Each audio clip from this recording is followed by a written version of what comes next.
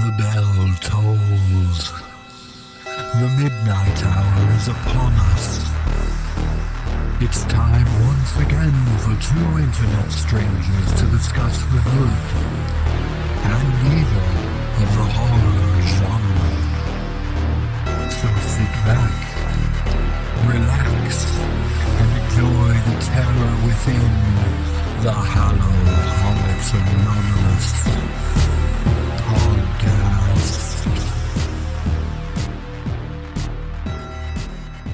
Guys, I am unbelievably excited about this. It's finally happening. I watched all of them this week in preparation. I wrote a dissertation. I even got a few fantastic interviews with some of the survivors involved with their productions. Today we begin a 5-part special on the Universal monsters. Nope. What do you mean, nope? Corey, we even went to Dracula's castle to compare notes on set design and historical Nope. I'm done with this. You've spurned my passions for the Coreys for far too long, Maddie. It ends now. Today, we are talking about Dream a Little Dream 1 and 2. So go ahead, start the podcast. I'm ready for it. Hi, I'm Maddie. And I'm Corey. And this is Hallow-Holics Anonymous, a show dedicated to all things horror and occasionally Halloween. Usually like once a year. Yeah. You really sprung this one on me here, Corey. I completely did not expect this. I just feel really bad I made you watch Dream a Little Dream 2. You should feel bad. This is the beginning of a new tradition, even though this will not be going up on April 1st, and it's also not being technically recorded on April 1st. But from here on out, every April Foist... April Foist? April Foist, you say? Yeah. Every April 1st is going to be Corey's Day. Regardless of what type of movie. No. Or the good Corey's. I feel like we're gonna... The Corey's that people like. As long as we keep at this, we'll eventually run out of the... Hey, that was mean. It took me a second to realize what you said. Yeah, but it'll take a few years. After that, I don't know what we're gonna do. I guess we'll figure it out from there. Yeah, fair enough. And obviously not every movie can be both Corey's, because that limits us even more, but... Yeah, there aren't a lot. Plus, we start getting into boob comedy territory. Then, I don't mind talking about a boob comedy here and there, but there are a lot of terrible, terrible boob comedies. And, the latter of the Corey's discography, or whatever it's called, filmography. Are you talking about the Hamerator or the Feldmanstein? No, both of them. The Feldster. There we go. Busted was probably one of them, although I don't remember. I know that they did a couple of, they did this weird movie where, they were both in love with this girl. It was supposed to be some, half-ass thriller. I don't know. Oh, I think I've seen pictures of that. They also did a National Lampoon movie. Yeah, they did Last Resort. I don't remember boobs in that, though. There are probably boobs. There are boobs on the cover, right? No, it's just the Coreys. If we do that, I feel like we have to do Meatballs, 4? Is that the one where he, parasails in as the camp director? Yeah. Or Snowboard Academy. That's another great one. Corey Haim did Prayer of the Roller Boys. I forgot about that movie. Oh, man. That's one of my favorite post-apocalyptic movies. You know what? Corey Haim does a pretty solid cross-dressing movie. I think it's called, Girl or something. But no, it's not called Girl, but it has the word girl in it. He made a pretty girl. Just one of the girls. Just one of the girls, yeah. Wait, did you know that off the top of your head? Or are you looking at... No, I've got it right in front of me. Well, he looks like another... Let me see if I can find her. I have to see her. I can't think of what she's in, but she has the same sort of, lower face. Well, at any rate, in order to help our listeners out with this technically not April Fool's episode... We're going to have to give a dark spin to these films as we talk about them. We're going to have to really dig and find the most psychologically disturbing elements of these films and figure out a way to somehow... dark. Yeah, we'll have to figure out a way to technically somehow consider them horror. Mine deals with existential dread and the potential to disappear within the universe because you're messing around with reality and things you shouldn't play with. Mine is very much a horror movie. Puberty is pretty disturbing, but I mean, we all go through it. So. You're going to have more trouble making yours full of doom than I will. Believe it or not, I've already got you covered. So before we do anything else, I have a little bit of sad news.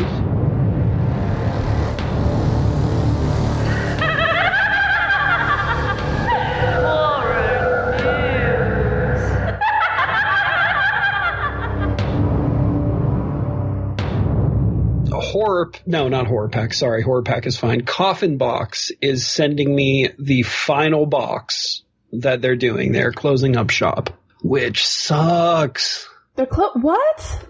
Yeah, do you know how much easier laundry has been now that I get a new t-shirt once a month? Oh my god. No, for real though. Like I got an email today and it was like, sorry, you canceled your account, blah, blah, blah. I'm like, wait, I didn't cancel my account. So I freaked out, emailed them back. I'm like, yo, I didn't cancel my account. I'm like, wait, I should check the website first. So I went to the website and they're like, yeah, due to rising costs of knickknacks and shipping and whatnot. I think it was mostly a shipping thing. They can't get them from China anymore. Or something. They can't afford to do it at the cost, and they didn't think raising the price would be. I just don't think they were making money on it, and they sort of jumped ship, which sucks. So what I'm going to do is I'm going to try to find another horror box, and if anybody has any recommendations, let me know. I haven't started the search yet. So far, most of them are like stupid, like, here, I crocheted this bat on a pillow. I would love a 3D crocheted bat pillow, my friend. Have this Frankenstein I knitted. Like, it's just not stuff I'm interested in, you know. Plus, I mean, I don't get any more Rue Morgues. I'm going to have to get a subscription to Rue Morgue since you're the Fangoria girl and I'm the Rue Morgue guy. Like, I've got to keep that going. Oh, the next issue, I should actually have in the mail in the next couple days. Looks pretty good, too. Yeah. Somebody start paying us so we can claim this on our taxes. Well, I've got some actual good news I'd like to bring up since you gave us some sad news. John Carlin was just released from the hospital. He's doing really well. They're taking him to rehabilitation clinics, so he's doing really nice. He's keeping up a chipper spirit. He's doing all right. Who is that? He played Willie Loomis in Dark Shadows. He was in Cagney and Lacey. We just talked about the last time. That's right. We talked about that last week. As we established before we started recording, I never listened to our full episodes again, and I have a shitty memory. So, well, you know what? Even though you don't remember who John Carlin is, I'm sure you remember other things that happened on April 1st. Right? On this day in horror history. In 1959, Rob Bottin, who did makeup effects for Maniac, The Howling, The Thing, Legend, RoboCop, and Seven, as well as some Game of Thrones episodes, was born. Charlie, John Forsyth, who played Charlie, passed away at the age of 92. He also starred in Cold Blood and Scrooged. George Sewell as well, who appeared in Journey to the Far Side of the Sun, Invasion UFO, and Horror House.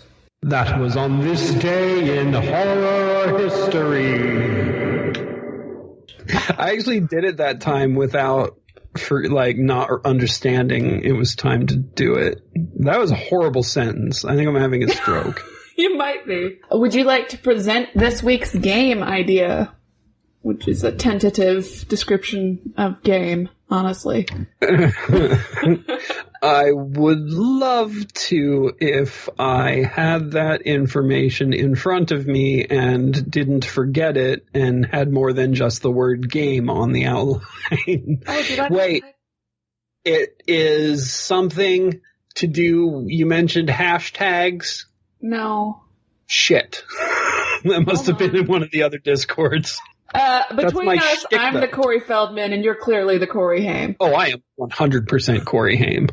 Except I don't have my angel wings yet. Aww.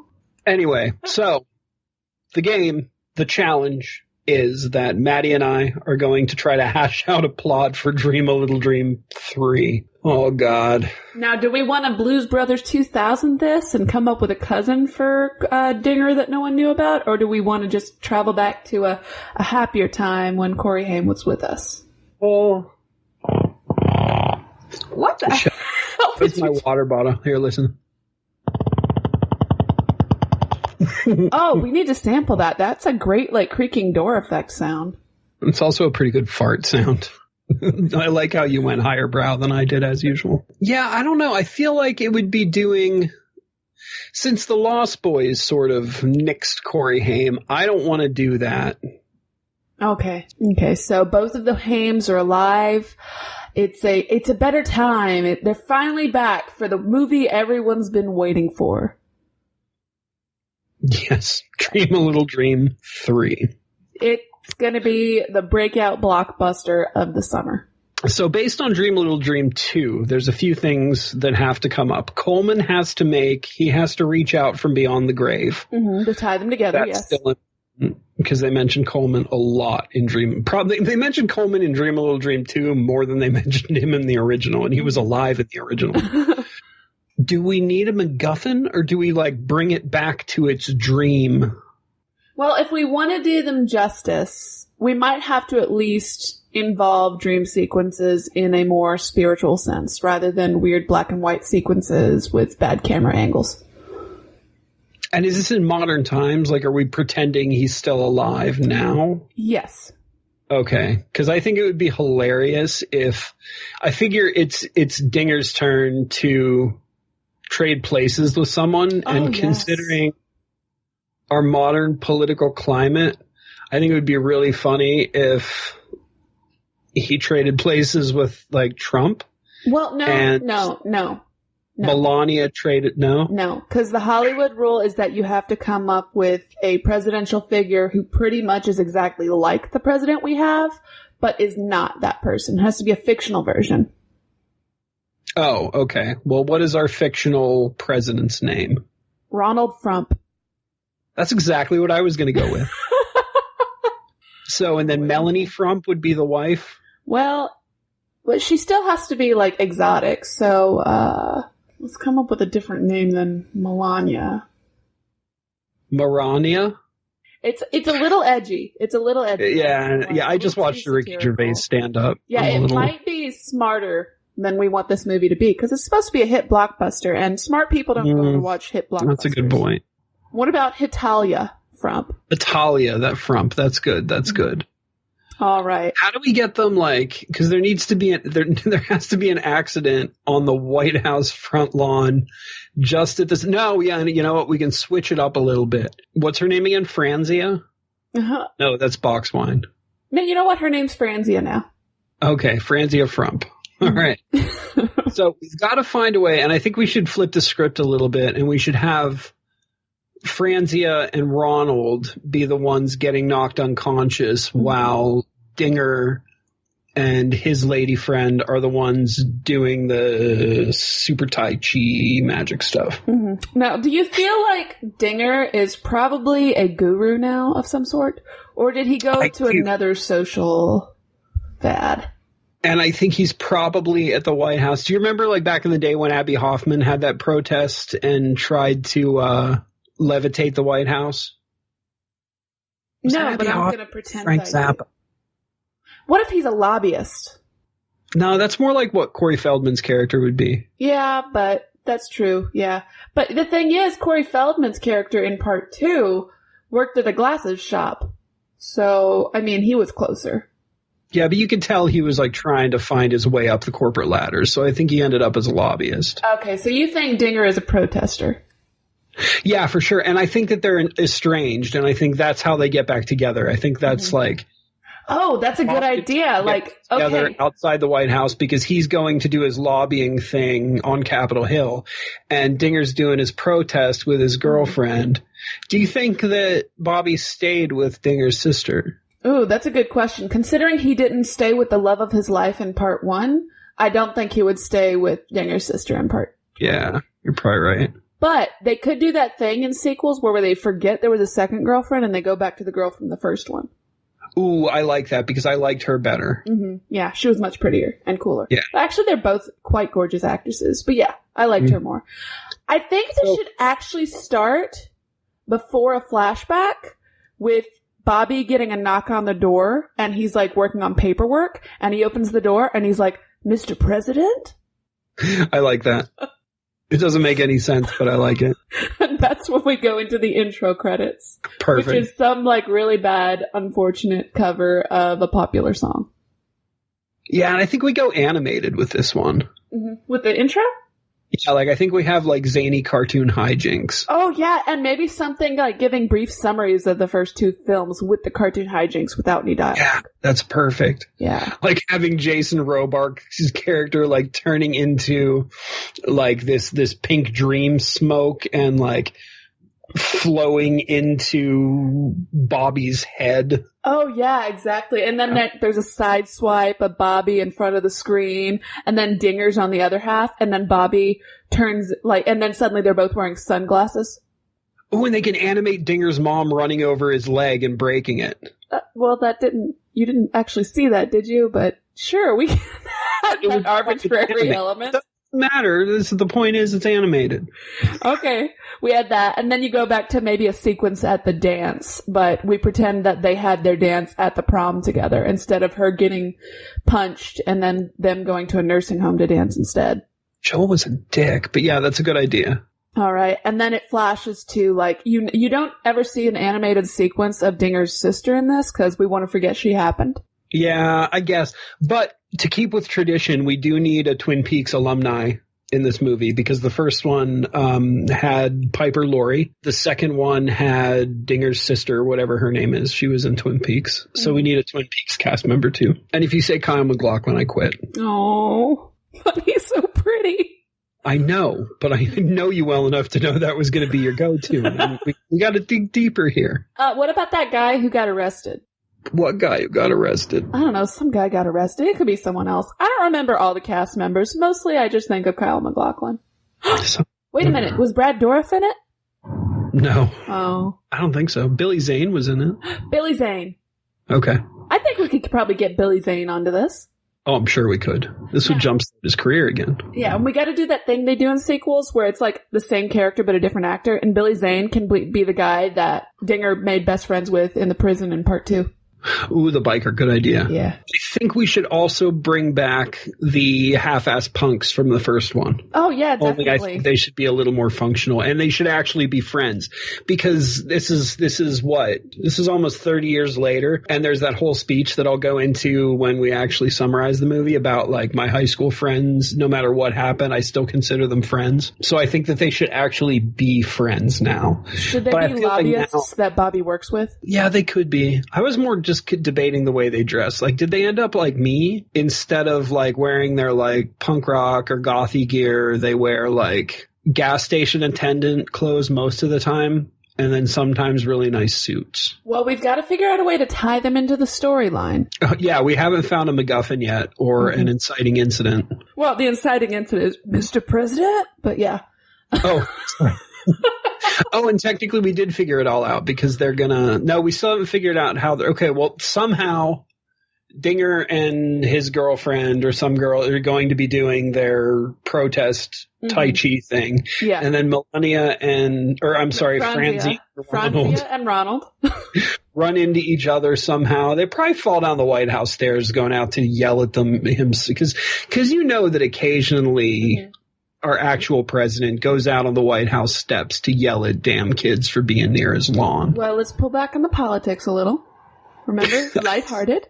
I didn't really know that having him yell at kids on the White House lawn was really going that... Is that too political for you there, buddy? No, but you can switch it to him telling them that he's told them before not to come this way. So we do a tie-in back to part 1, bam! Okay, why when I say it, it's politics, but now that you're saying it, it's just part of the movie? Because I'm making a reference to the first film. Oh my god. Fine. Alright, so we're up to the point where they switch bodies, and now we've got to have, like... we've got to somehow figure out what Ronald Frump and Dinger are going to talk about in the dream world.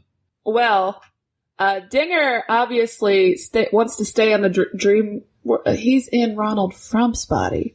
So Ronald Frump wants to stay in the dream world. This just took it up a whole nother level. You're right. So Dinger is now president of the United States in 2019.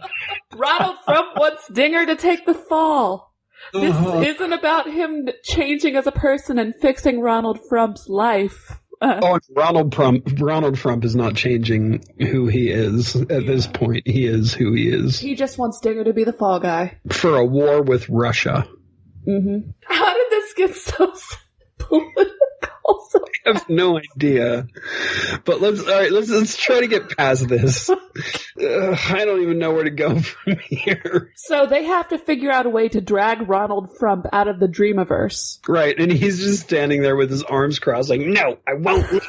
No, I like it here. So they might have to pull a poltergeist on this. Oh, yeah. I'm seeing it now. It's going to be great. But can we get a CGI version of that little lady from Poltergeist? Do we have that kind of budget? Well, remember, we got to figure out a way to shoehorn in Corey Feldman's Michael Jackson dance and singing. That's true.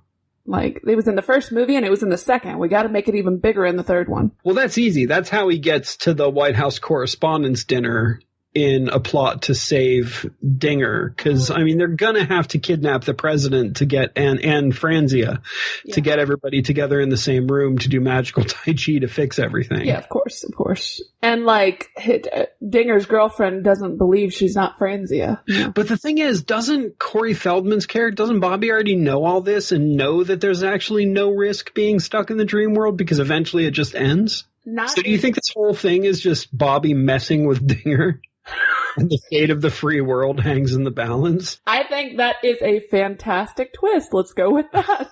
All right. So we've got pretty close to the end of the movie done now. They never managed to pull Ronald Trump out of the dream world. Ronald Trump just ends up back in the real world.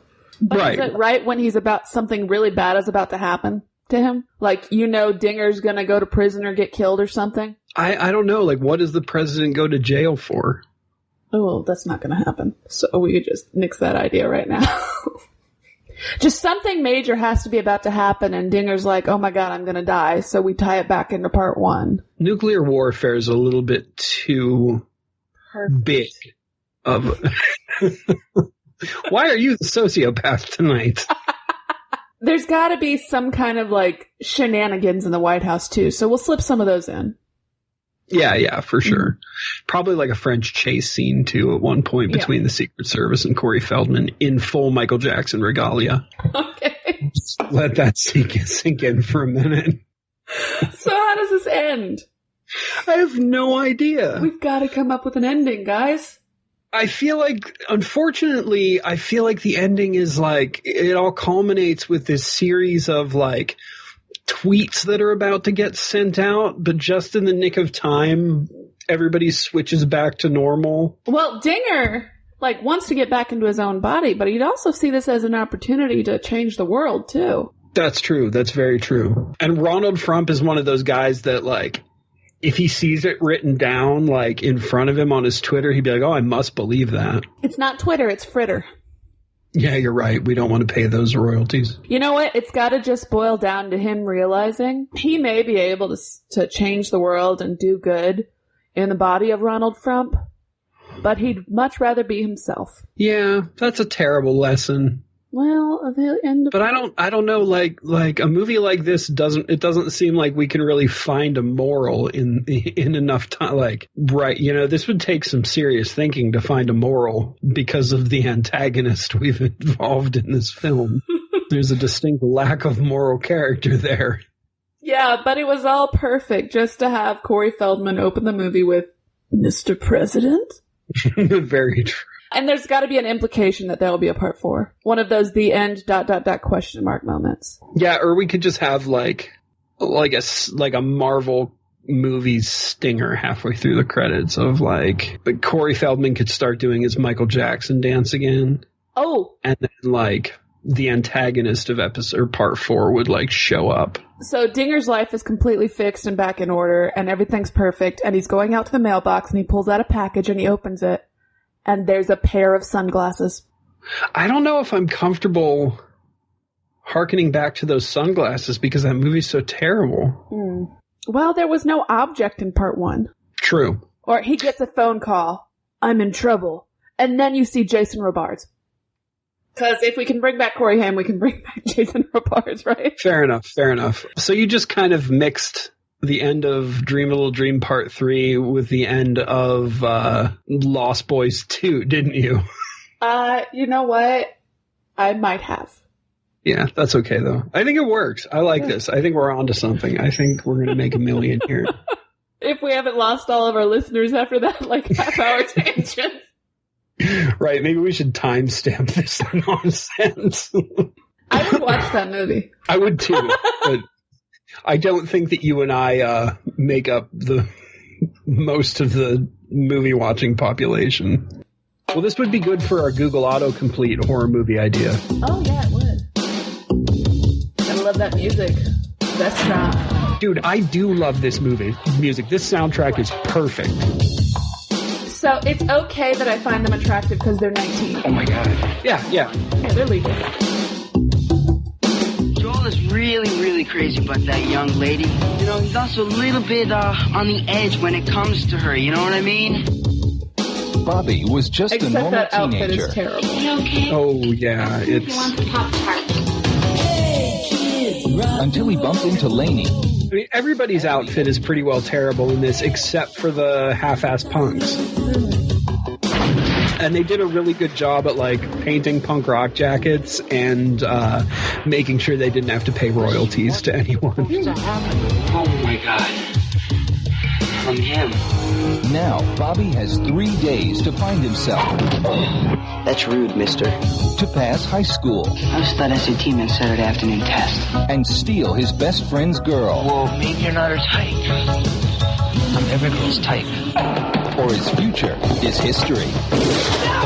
Thank you for a frightening, confusing, strange, and dangerous time. So that belt he had on in the last scene, as someone who works in theater, that belt, someone who works in theater tech, I'm pretty sure that those those teardrop shaped things are actually a little dream. Or saddles for aircraft cable. I'm sorry, you cut out. What did you say? Those things in his belt, those teardrop shaped things. Mm-hmm.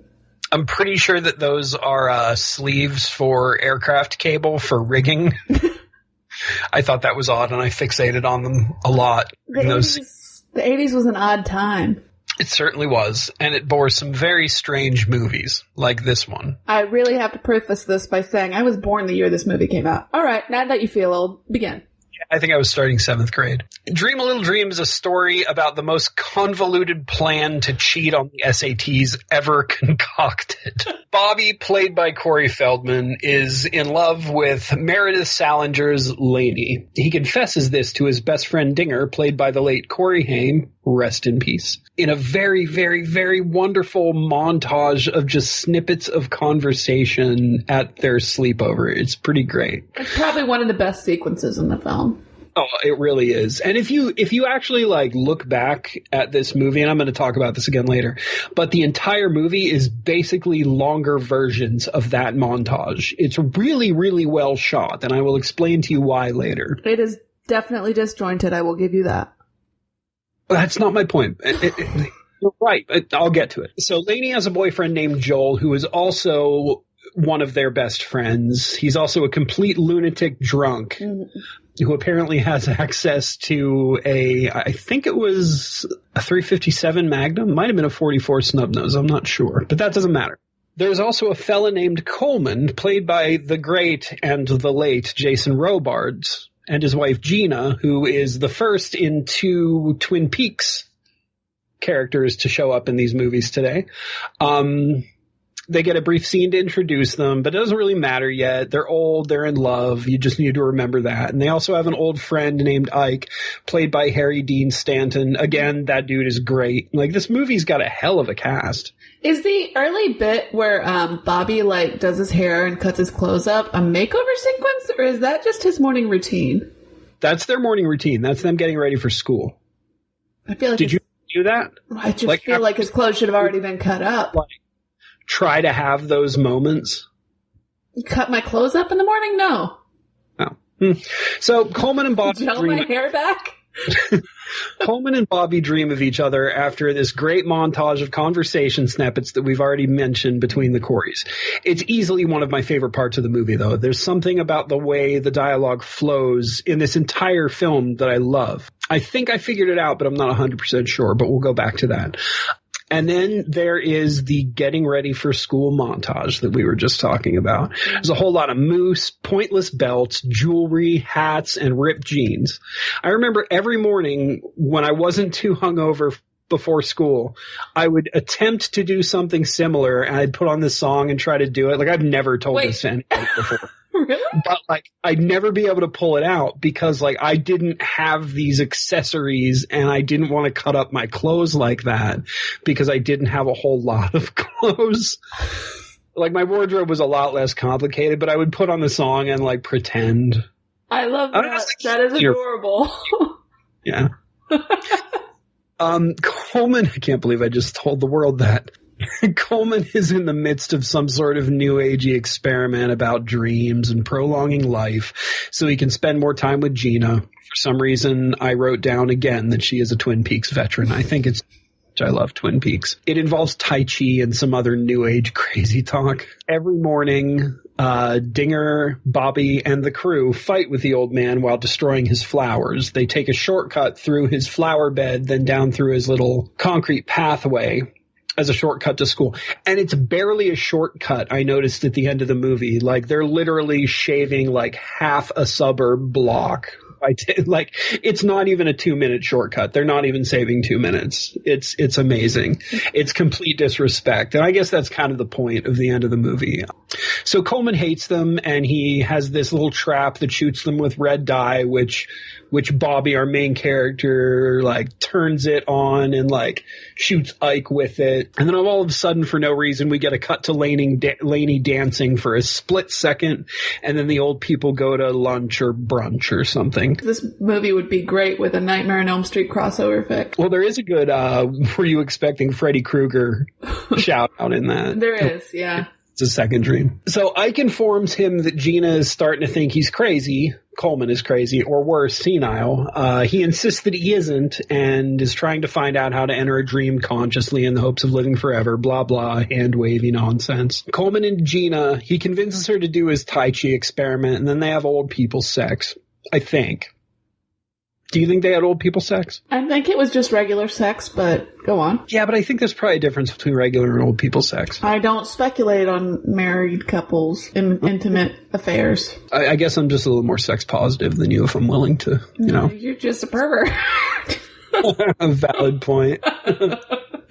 So the next morning, he convinces her to do it again after they have this lovely day out to another really good song, Time Runs Wild by Danny Wilde. I actually really, really like this soundtrack. I touch on it down the page a bit here, but a lot of covers. Yeah, a lot of covers. A lot of good covers, though. The experiment, not the sex. Okay, I'm glad you clarified. I just want to make sure. I mean, they probably would have had old people sex again after the experiment had Bobby and Laney not interrupted it. Is that your favorite part of this movie, speculating what their sex lives are like? It's my favorite part of every movie. You're like watching Harold and Maude. I wonder what it's like. Exactly.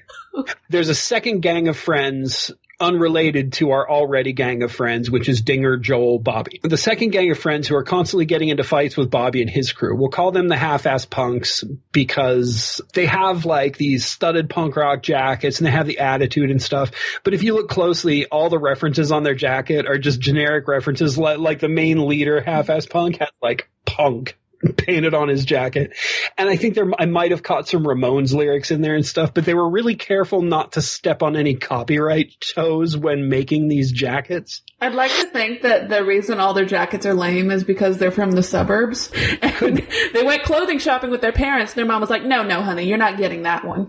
Well, they probably made those jackets. Like, I had a jacket very similar to the half-ass punks, and I made it all myself. It took forever and hurt my fingers. I mean, it was cool, and I'm tough. It didn't hurt at all. You're like, I mean, it took a lot of sewing, but... Right. So we don't really need to reference these guys very often, although they are pretty equally matched as far as the gangs go, because they get their asses kicked about as often as they kick ass. And I can respect that. Like, I like the fact, and we'll get to this at the end again, but the fact that, like, everything is reciprocated in this movie. Like, everybody gets their ass kicked, everybody gets a minute to kick ass. You know, it's very even as far as the students go, and I think they did that on purpose to get to the final monologue that I'll cover in a minute. It's almost like karma.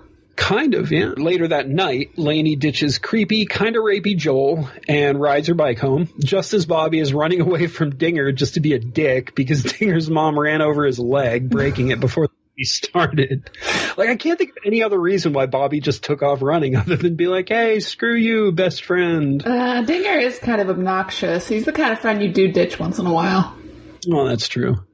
So Lainey and Bobby converge and literally run into each other in the middle of Old Man Coleman's yard while him and Gina are in the middle of their Tai Chi dream experiment. Now, I do appreciate this sequence, how they, like, showed him back and forth and almost made him running towards her seem like a romantic moment. But this is the whole movie. This is how, and again, I keep saying this, I'll get to it, but this entire movie was filmed. Every scene relates to the previous scene. It's actually super cool. So then Bobby wakes up as Coleman, and this is where things start to get a little fuzzy for me. Like, I understand what happened, but I wrote Booby instead of Bobby right here. I am a fucking You are a pervert. So Bobby is now Coleman in Bobby's Bobby. That's hard to say. So Bobby is now Coleman in Bobby's body. No, Coleman is now Bobby in Bobby's Bobby. Oh, so Coleman is now Bobby in Bobby's body. Yes, sorry, thank you for that. Bobby is in Coleman's or maybe everybody's dream world. Like, I can't. It's not really. It must be just the umbrella dream world. The astral plane, yes. Right, because Gina is inside. Sorry, I'm such a child. Gina is inside Lainey, but Lainey doesn't know it. But they're also all in the dream world, and they don't know that either. So every time Bobby Coleman sleeps, like the new Bobby / Coleman in Bobby's body sleeps, he dreams he's himself again, and Bobby, we'll call him Bobby Prime. Do you think our audience is smart enough for that? Let's go with Alpha Bobby. Alpha Bobby. Okay, Alpha Bobby, Bobby Prime. We'll go with Alpha Bobby. Gives him cryptic hints about how to get his wife back and fix everything. Though Bobby's not telling the whole truth because he likes it there. Mm-hmm. He likes that he can avoid navigating the minefield that is being a teenager in the 90s, which I can totally relate to. The late 80s. 89. I think this was released in 90, though. 89. Was it 89? Yes. Well, regardless, I can relate to this because those guys are only 6 years older than me. He also says Coleman's on a timer. If he doesn't find her soon, he's going to lose her forever. Mm-hmm. I think that's almost an exact quote. He just antagonizes him, man. He does. That's the thing. This whole movie happens because Bobby doesn't want to take the SATs. The rest of the movie is him trying to convince Lainey that Gina is inside her. I'm sorry. Are you just going to laugh every time? Oh, my God. I think this is the last time I say it, so we're okay. Did you just giggle the whole time you watched The Exorcist? Oh, yeah, you have no idea. We should never talk about that movie on this podcast. I gotta do this sentence again. Shit. The rest of the movie is him trying to convince Lainey that Gina is inside her and to try and figure out how to put everything right. All this is he's sort of trying to help Bobby fix his life and relationship with his family and friends until we get to the end. That's like... a big chunk of this movie doesn't really matter. It's just fixing Bobby's life. And we're going to touch on that in the sequel. Yeah, we will. But before all that, I should mention the SATs. Coleman takes Bobby's SATs and probably aces them because he's like 879 years old and super smart. Yeah, always quoting like random passages of writers and stuff. I mean, seriously. By the date they said it, too. Yeah, exactly. Like, who remembers dates? So the end of the movie culminates in a frantic chase to save his psycho friend Joel from killing the half-ass punks for humiliating him at the dance. But doesn't everybody humiliate themselves at high school dances? Like, that's kind of what they're for, right? Everybody dances like morons and gets awkward boners. No, I built a cup pyramid with my friends. Yeah, you should be humiliated about that. No, our goal was to try to get a picture in the yearbook, but we did not. And it was a massive tower. I don't know how I feel about that. So I guess getting tripped down some stairs and face planting on the sidewalk is a different kind of humiliation. But it's not the kind of humiliation you go home and get a gun over. You know, this is pre-Columbine. This stuff didn't happen yet. Well, you don't. Fair enough. Anyway, all of our main characters, and by that I mean the men, because this is a typical 80s movie where the girls are kind of only there for the drama. Even the mom, played by Susan Blakely, who was in My Mom is a Werewolf. They all meet up in, I didn't even make that connection, yeah. Mm-hmm. So they all meet up in a back alley where Joel's already there and he's got a gun to the lead half-ass punk's head. Bobby gives a really good speech about how when he looks back on all this 20 years later, none of it will matter. He will think of everyone as friends from high school and none of this will matter. It's a great speech, and it works in the movie. Joel empties his gun in front of the half-ass punk leader, which I thought was a really great scene, him just dumping the bullets out, and goes off to have a beer with his friends as the poor guy just lights a cigarette on his knees, shaking in the headlights of his car, as all of his friends, all the other half-assers run off. It was rough to watch. I felt bad for that guy. So I'd like to meet the person who looks back 20 years on the people who tried to kill them or beat their asses in high school and is like, such good friends. Yeah, it's actually right where I'm going with this. This is all fine and good and everything, except it's all a bunch of crap. I don't look back on the guys I fought with in high school and consider them friends. I consider them dicks, if I even consider them at all. High school sucked, and it's nice to be able to leave those people behind. You know what I mean? There are people that I will never think about again unless I see them on a street. And even then, those cats are lucky if they get a head nod from me. I'm not like one of those weirdos that holds high school grudges or even cares about high school anymore, but like there's a lot of crappy things that happen in high school. The last thing I want to do is be like, hey, you were my friend from high school, guy who punched me in the face on the Smoker's Hill. You know what I mean? I don't think I have even one friend that I kept in touch with from high school. I mean, like, my best friend, I knew her before high school, and I didn't go to high school with her, so. I don't really keep in touch with anybody from any time period of my life, to be honest. Like, occasionally I'll run into people and I'll hang out with somebody I haven't seen in a long time, but I wouldn't say we keep in touch, well, you know. To be fair, you've had a pretty dramatic life, so I can understand that. Yeah. Well, I mean, it's not even that. Like, I've met a lot of great people in my life. It's just not like friendships don't really stick with me. Mm-hmm. You know, so, and it is what it is. It's not like I'm sad about any of this. People are in and out of your life all the time. The closest thing to it is my girlfriend. Like, I met her 20 years ago, and we just started dating like 6 or 7 or 8. I don't even know. However many months it's been since October. She's going to be so mad I don't know this. So back to the movie. Lainey was taken away from the gang by her mother and drugged with sleeping pills, which is a whole different issue that we're not going to focus on here. Excellent parenting. I'm sorry your mom is a bitch, honey. Here, let me finish my wine. Drugs in wine. Yeah, exactly. Let's almost kill our daughter just because I don't even know why, because she needs to sleep. I will focus on the fact that she wasn't supposed to fall asleep because of the sleeping pills and wine her mom has slipped her. She does. They should have at least showed the struggle for her to stay awake. Yeah. Oh, yeah, they did with her popping up. And I forget, was that Time Goes Wild song playing again? I don't even remember. No, that plays again at the end. I forget. Bobby breaks into her house and rubs blood all over her face trying to wake her up, but it doesn't work. She's asleep and Gina is lost forever. Or is she? I don't know. Of course not, because this is a fluffy 80s movie. Coleman wakes up the next morning and all is well.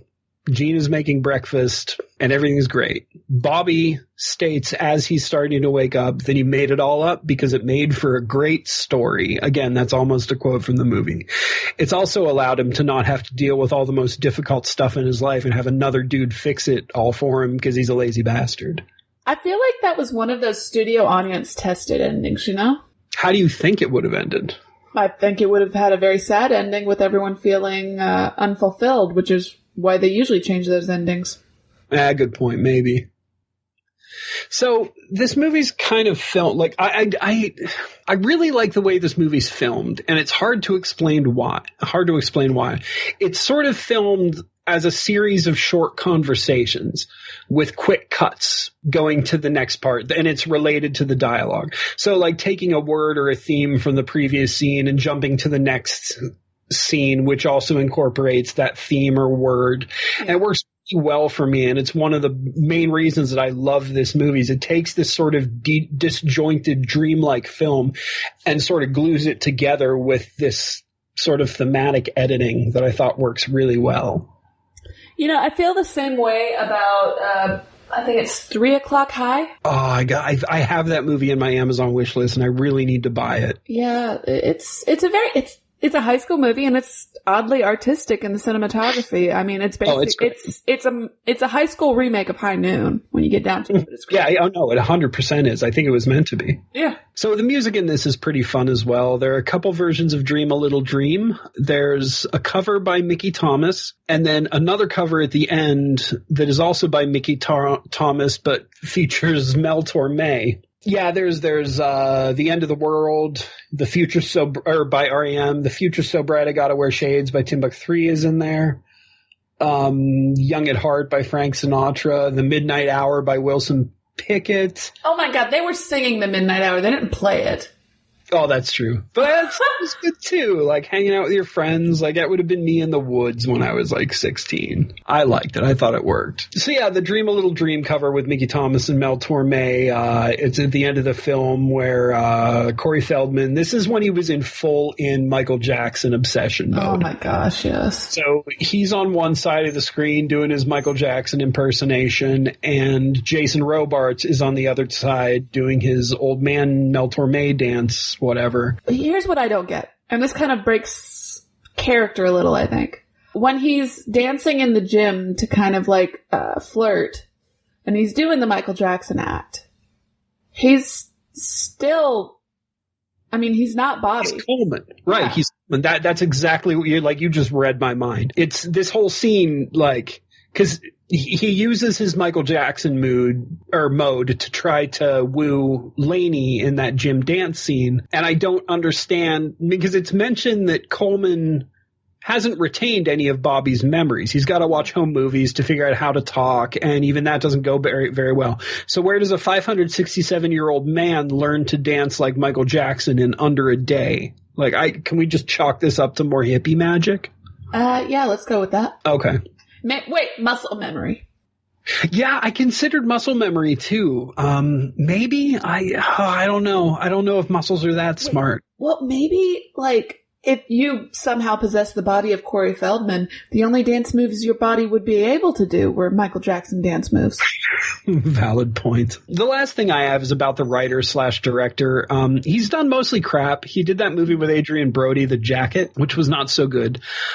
He did a movie called Scenes from the Gold Mine that I've never seen, and Murder in the First that I've also never seen. But he did one movie called Where the Day Takes You. It's, Balthazar Getty, Dermot Mulroney, Sean Austin. So Will Smith is in Where the Day Takes You. Ricky Lake's in here. Laura Flynn Boyle, Kyle MacLachlan, Adam Baldwin. Alyssa Milano. Like, it's got such a great cast. It's about a group of runaways in, I think it's it's Los Angeles. It's just all about like the problems being homeless in a city has for people and how they get past it or how they deal with it. And it's done. It's a shamefully underrated movie. Like, so many people have not seen it. I wouldn't have spent so much time traveling had I not maybe not so smartly romanticized this movie, but this movie was pretty defining on why I decided to hitchhike around for a while. So yeah, I'd consider that and Dream a Little Dream the only two movies that this guy did that I actually like. But I really like them both. Like, Dream a Little Dream is honestly one of my favorite movies. I think it's super fun. I can't say the same thing about Dream a Little Dream 2, though, Madeline. What? But Corey, just listen to this amazing trailer. I've never even seen the trailer for this movie. It will change your life. Corey Feldman. Whoa! And Corey Haim. You're not gonna believe this. Sorry. Who really hit it off in the hit Dream a Little Dream are hilariously reunited and discover Robin Lively. I'm not into kind of a thing. in Dream a Little Dream 2. Here we go again. Whoa. This is a really uninspired trailer. Oh, yeah. It really is. Really strange. I feel like Robin Lively Major has done head this rush. and she was just All right. Seems like whoever's wearing one pair Yeah. do what the person wearing the other pair wants him to do. Don't make me do anything stupid.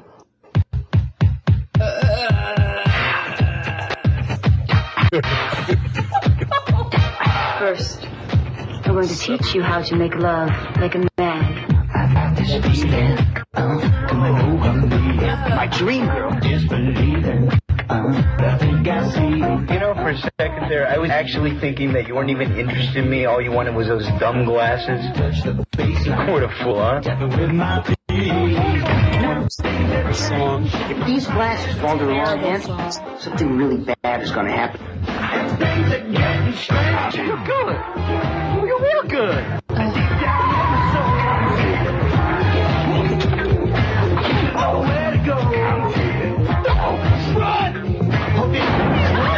This is dangerous. I have unlimited resources. $5 million? There is, however, one proviso. I get to wear those glasses, and you wear these. Dream a Little Dream 2. Some dreams you just never want to end.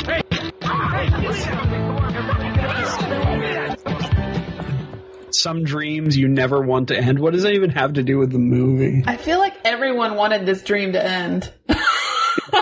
I certainly did. There was no dreaming. Well, there were some dreams. At any rate, a sinister, possibly government-related organization creates a way to manipulate the minds of acquaintances and strangers.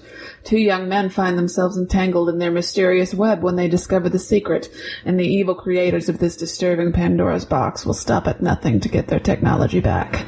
Also, it's sunglasses, and the young men are Corey Haim and Corey Feldman. See, I told you I could pull something dark out of that. Yeah, it wasn't bad. Yeah.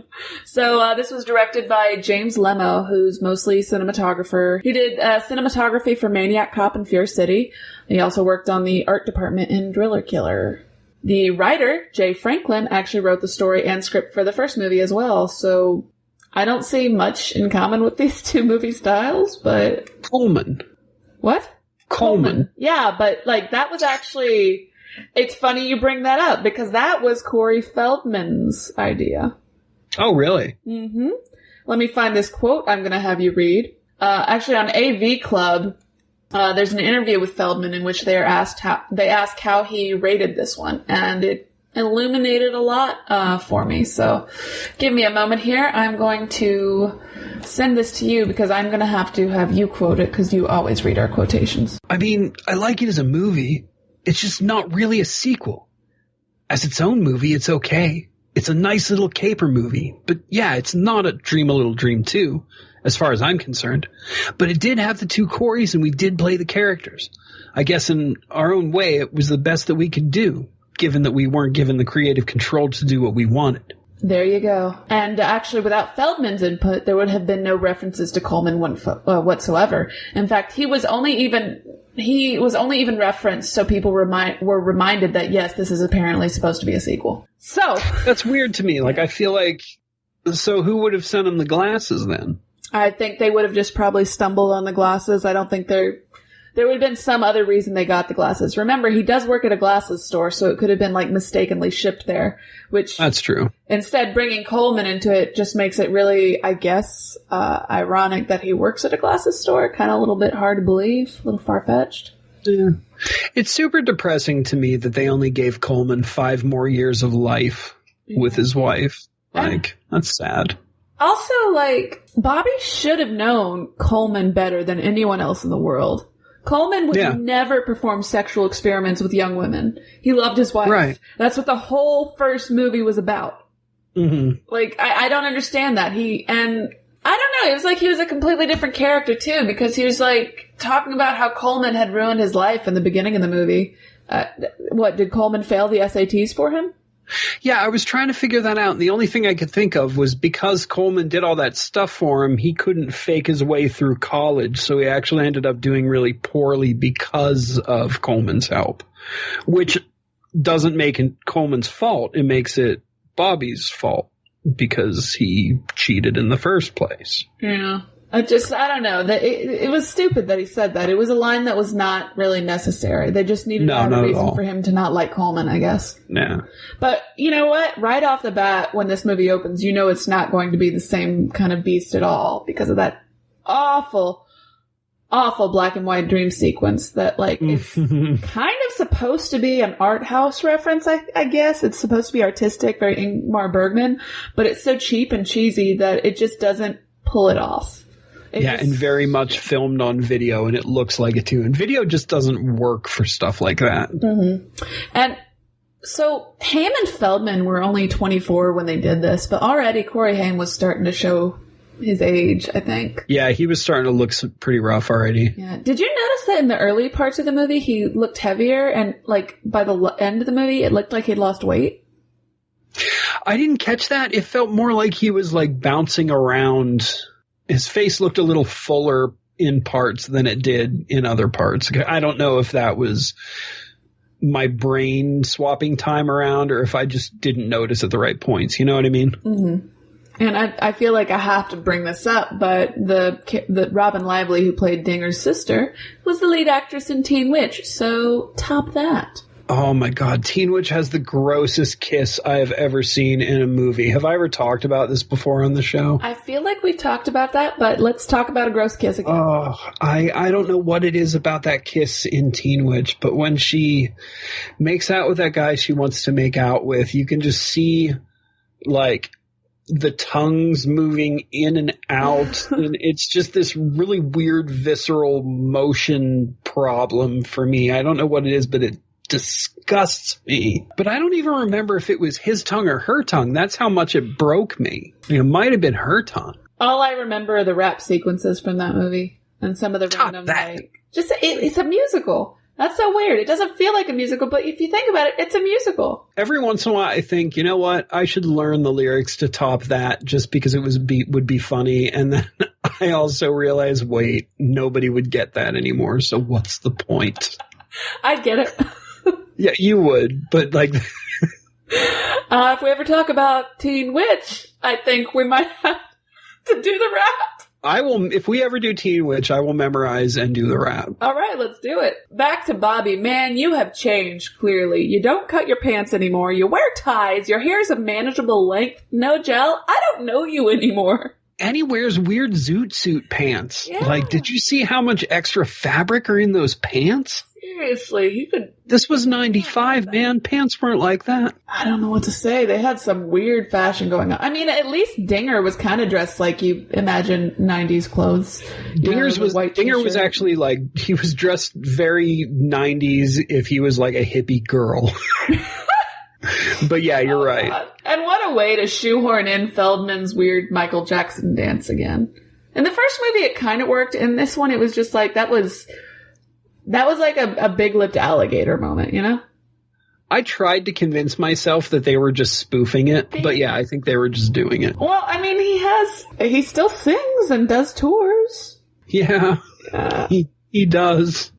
I mean, he's not absolutely terrible. I've heard worse singers who make a lot of money. And his stuff has an odd self-aware weirdness to it. I really hope it's self-aware. He's just a strange man. Yeah, I don't know. I would like to think that he is self-aware now, but I'm not fully convinced. Because if he's self-aware of what he's doing, it's performance art. If he's not aware of what he's doing, it's just sad. And based on that video he released a couple years ago, I don't think he's self-aware. Anyway. But I mean, the dude still got a buttload of money, and so I guess, sure, be the weird rich ex-child star, man. You've earned it. You know, like, it's hard to say. I mean, it seems like he's having fun. And he's got fans. He's got people who tweet at him all the time. Yeah.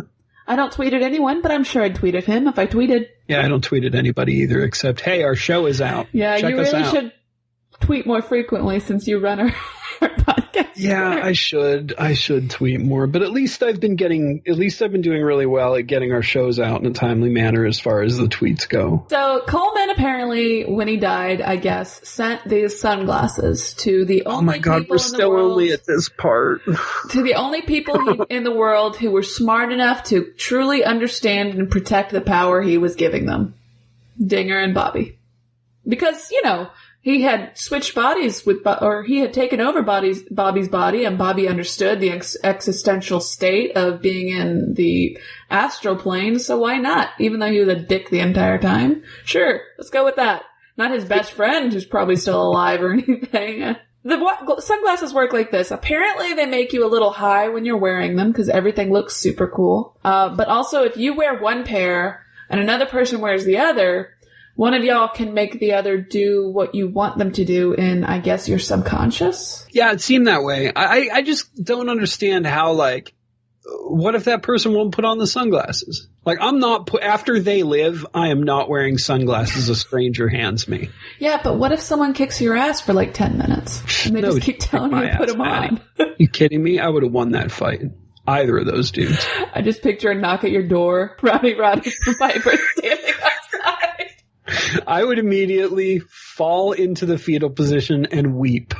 And put the glasses on? I would have no choice. You're right. I would put the glasses on. But if they were the They Live glasses, I wouldn't see the propaganda through all my tears. And if they were the Dream a Little Dream 2 glasses, I wouldn't be able to be controlled because I wouldn't be getting the waves through my tears. Oh, although I don't think Corey Feldman would make me cry if he threatened me with glasses. I just picture you putting on the They Live sunglasses and picking up some of your awesome shirts from Coffin Box and being like, oh man. That's why these guys are canceling everybody's orders, because they're going back to the mothership. They've accomplished their goal. That's Shit. So disappointing. You think it's the coolest artwork ever. It's really just obey.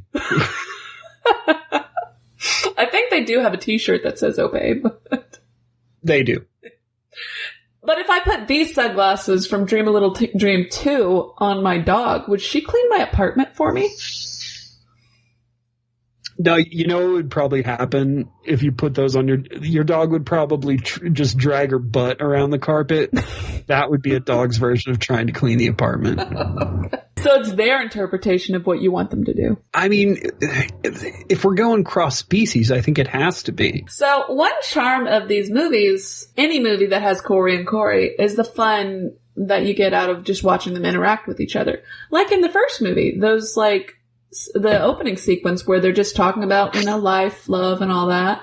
That was really fun. But this movie had them apart for more than 75% of the film when they just Corey Haim in jail. Yeah, they just locked him in jail. And the thing is they didn't have to do that. He could have just been the device that pushed the plot forward instead of his sister. So, yeah, but they needed a love interest because movies don't realize that they can be fine without a love interest. Well, I guess at least, you were complaining about them not having a proactive female in the first movie. She's pretty proactive in this one.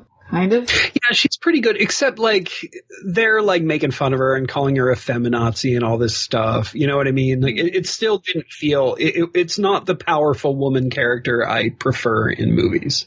I enjoyed more of the sequences with Corey Haim in this movie than I did with the long chase sequences and the driving and the really bad preaching that was supposed to be inspirational and over the top. I mean, I've improv'd better fire and brimstone speeches. And didn't that preacher kind of remind you of Jim Jones? Yeah, he did.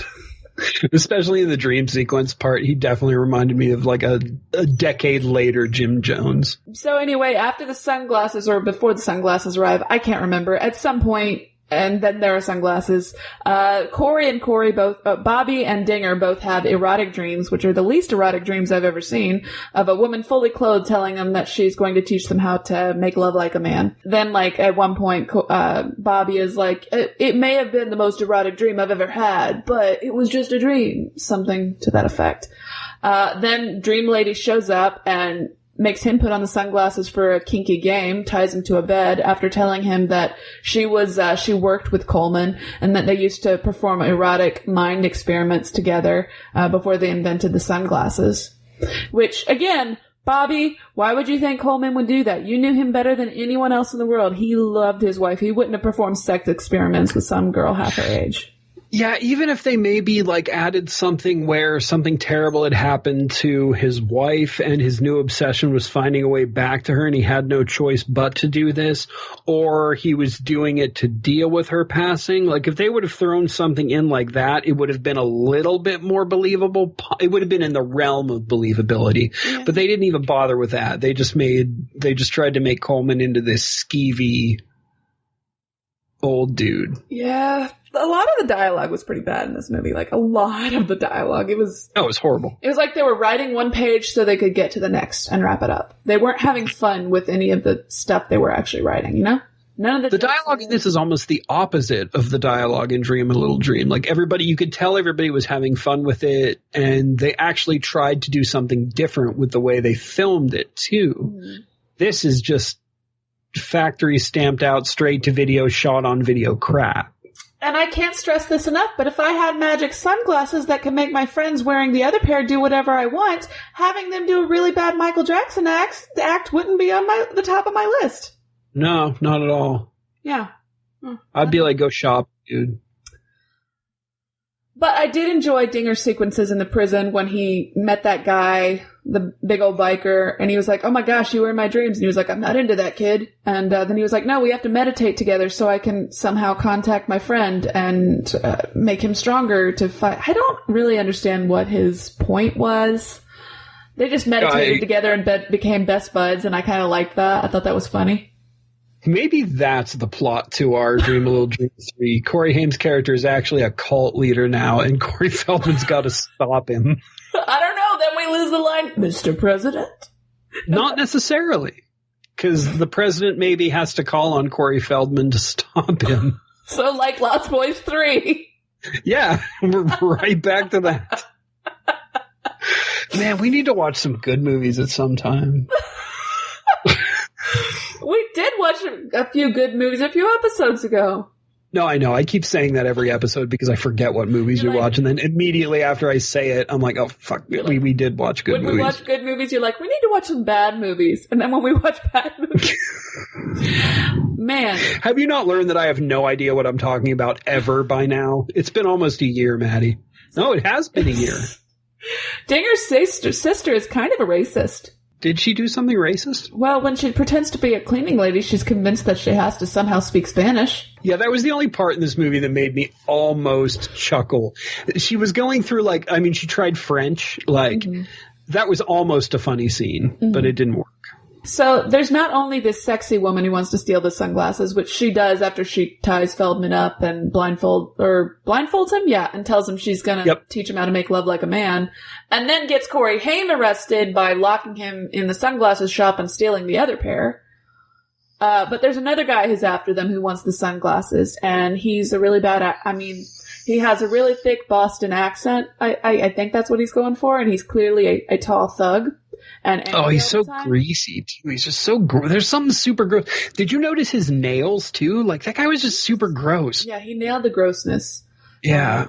Then you find out that it's not a government agency trying to get the sunglasses, but a mob boss who gets the chick to sleep with him in exchange for $5 million, but he gets to control her with the sunglasses.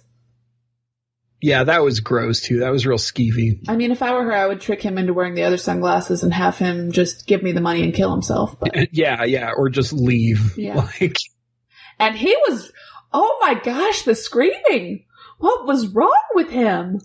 He was probably having a small heart attack. But it was not escape. But it did include one of the best lines in the movie, which isn't saying much. When Feldman is under the bed with Dinger's sister, while they're having sex, she's like, "Oh, she's making love like a man." So yeah, that was kind of funny. Yeah. Doesn't she also at one point say, "How do you make love like a man?" Yeah, it's just that was funny too. Then there's another chase sequence, a lot of craziness, multiple dream sequences where he's shown that he's going to have the sunglasses on and try to kill Dinger's sister. One thing leads to another, and thankfully, because Dinger is meditating in a jail cell with a fat biker. He has the willpower not to shoot Dinger's sister. They get the sunglasses back, and it's a happy ending, I guess. Wait, how did it end again? Because I completely forgot.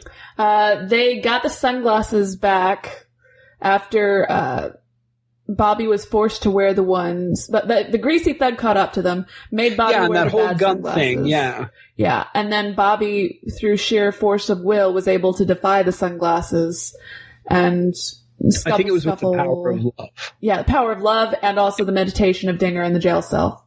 That's right. And then they went back and Dinger caught him making out with his sister. Oh, I remember now. Yeah, and that's Dream a Little Dream 2. And then, of course, that leads us into Dream a Little Dream 3. Which we outlined for you at the beginning of this podcast. So it may seem a little confusing, but... For real, though, guys, the first one, I don't know if Maddie agrees with me. I don't totally think she does. She might a little bit. But the first one I really think is deserving of a watch. I do think it's a good movie. It's not the best movie. It's up there with one of my favorites, but I've got really weird taste. I just think it's really like movies like Dream a Little Dream shouldn't get lost in time because movies like that aren't really made anymore. It's almost like people don't have the ability to have as much fun and to get as creative as they want to. Like, there's sort of a book on movie making, and it's very rare that people throw away that book anymore. And in a lot of ways, the original one did throw that book away, and French it would be a people shame. throw the book away all the time. That's true. I mean, I don't know a whole lot about French film. Do they still? Yeah, they've still got it. They're known for their weird movies. I mean, they still have a lot of really great comedies and traditional styles. But yeah, every once in a while you get an independent film that's just like, what did I just watch? I don't know if it was good or bad. Same with Italians. That's true. Yeah, but I really don't recommend Dream a Little Dream 2. Stay away from that piece of crap forever. Ugh, no redeeming quality. You know, I did not love part 1, but I found it more watchable this time. And I could see why you liked it. And that's all I'm giving you. Right? No, I'll accept that. Like, I don't need you to like all the movies I like. I definitely don't like all the movies you make me watch. But I'm glad you can understand why I like it, because it really is kind of interesting the way they chose to do some things, and I think it works. If you'd like to check out our blog, you can find us at hallow-holic.blogspot.com or hallow-holic.wordpress.com. Find us on the Twitter by searching Hallow-Holics or finding at Nowhere23 or tweeting at Nowhere23, whatever the kids are saying these days. I'm very old. You can also email us at Hallow-Holics@outlook.com. I'm about to be beaten to death with a hammer. Oh, he's getting If I don't creative. tell you, I know. At least if I don't tell you. Yeah, he's trying. He doesn't want me to die. He doesn't want to threaten me the same way every week. So yeah, if you don't want me to be beaten by a hammer, please go to our portal HHA at podpedia.org. Yes. Yes, org. Thank you for watching. Oh, I think I just heard a knock at the door. Who do you think it is? It might be Rowdy Roddy Piper. Oh, crap. I'm getting out of my chair and curling up into a ball. Just leave me alone,